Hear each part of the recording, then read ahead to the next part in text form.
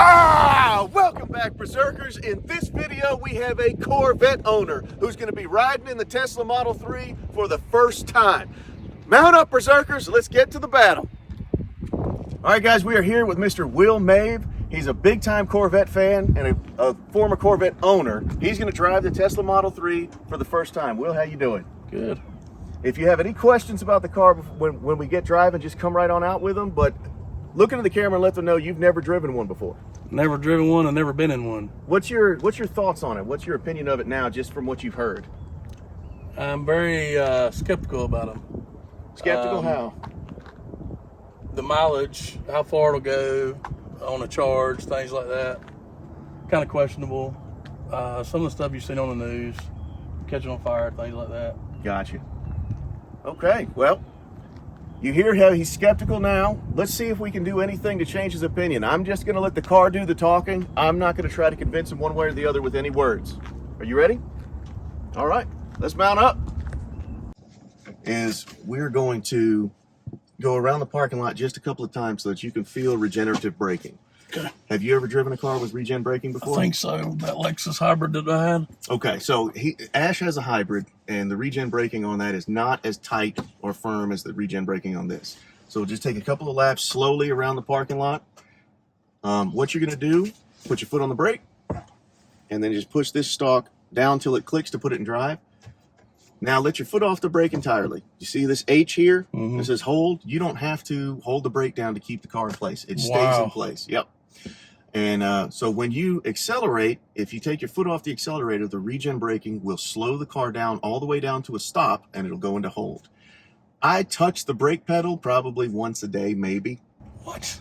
True story. And so most people don't end up having to replace their brake pads hardly ever. They'll go years and years without ever replacing their brake pads because they almost never touch the brake.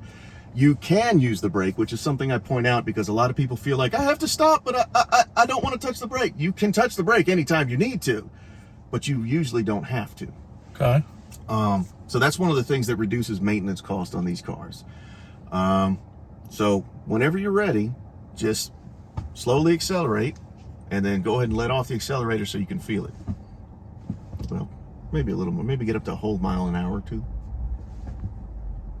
You feel that? That's crazy. Isn't it? I've never had that before. That wasn't what the Lexus had. No, One not at pedal all. driving. Yeah, that's what they call one pedal driving. Okay. So go ahead and take a couple laps around the parking lot if you want.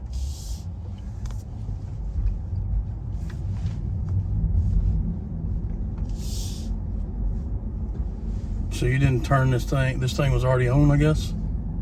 Yeah. What you do is you pair the car to your phone, and it turns your phone into a key, and so it knows when I walk up, it unlocks the car, starts the car up, and that's it. It's never really off. You don't turn it on, you don't turn it off. It just knows when you're there and makes itself ready to go. So running the air conditioner, does that kill the battery? No. The answer to your question is yes, obviously. Running the HVAC, running the headlights, running the stereo, all of that consumes some amount of electricity, but Ash can attest to it. We did a video yesterday where we were doing everything in our power to kill the battery. It took and we could not make it happen. No matter, we ran everything in the car full blast, had the rear defrost on. Everything you use takes a little bit of electricity, but it truly has not made a measurable difference, even when we're trying to drain the battery. This is weird. Isn't it? So you feel that, at this point, you felt that acceleration right there. Do you feel any difference in that acceleration than what you're used to in a gas car? A tad bit. A tad bit? Just being honest. That's what I want. That's what we're after, is a genuine reaction. Will this thing burn the tires? No, it's all-wheel drive. Oh.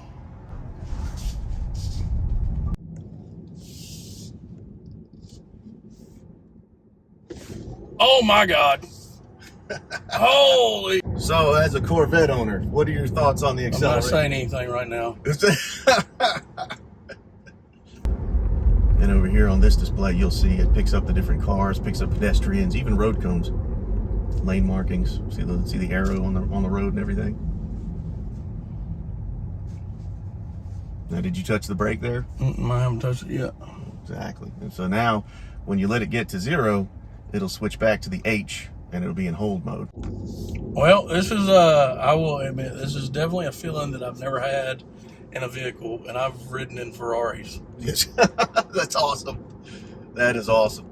This is a different world here. Yeah.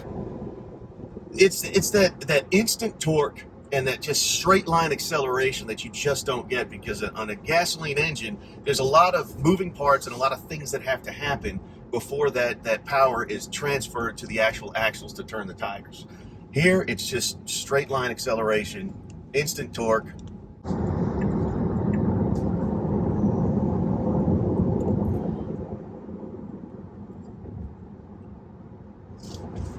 Oh my God.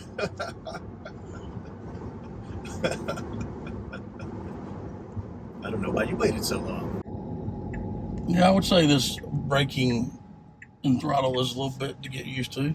You're driving it like a pro already. Like, I don't feel any difference in you driving it than when I drive it. You're already used to it. Well, I am a trained professional. You asked me the difference between this one and the performance.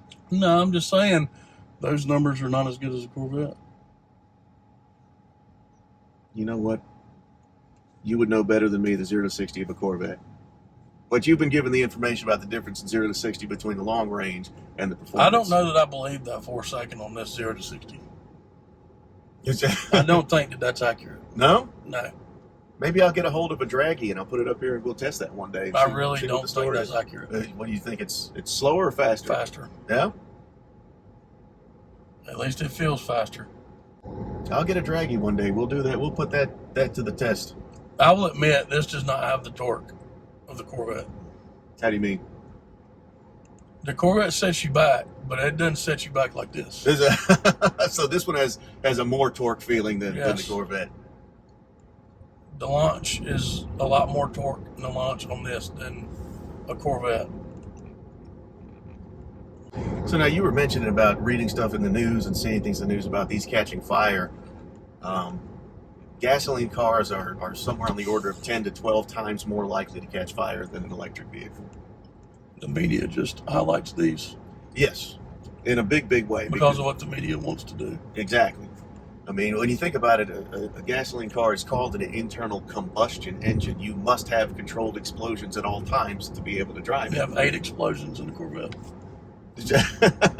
You really do. I know. Man, you're driving on a huge tank of combustible liquid, so basically you're driving a very, very precise bomb. Yeah, that you can't really look at it any other way than that. I know. This is a different ballgame. All right, Iron Will, what are your final thoughts on it? What do you think? I'm impressed. Are you? Yeah. What's your favorite feature just based off of this test drive? Torque. I figured it would be. I figured you'd be impressed by it. I figured it'd be your favorite thing. Now, off camera, we play the stereo because we don't play the stereo during these because of the copyright strikes and stuff. But what's your thoughts on the stereo? Very impressive to be stock. Yeah. Yes, to be stock, it is extremely impressive. So you heard it here. This guy is a Corvette fan, Corvette owner, and he's impressed with the torque of the Model 3. Any other final thoughts about it? You know, the only thing that I really didn't like about this is I can't burn the tires. Well, it's all-wheel drive. Yeah, but it's still, there's a lot to be said about smoking some tires. Wow. Say that louder for the cheap seats. That Ferrari did not perform like this one did when it comes to the torque. Nice. And that was a 360. Fantastic. So you heard the man. Corvette, Ferrari, still not holding the candle to the Model 3. In his opinion, having done a test drive of the Model 3 just now. Iron Will, man, I really, really appreciate it. Thank you for being here and doing this with us. Guys, if you want to see more content like this, please hit that subscribe button. Thank you for being here and for watching. Leave some comments in the comment section about what you like best about your Model 3. And if you want a test ride, hit us up. Maybe we can make it happen. We'll see you guys in the next battle.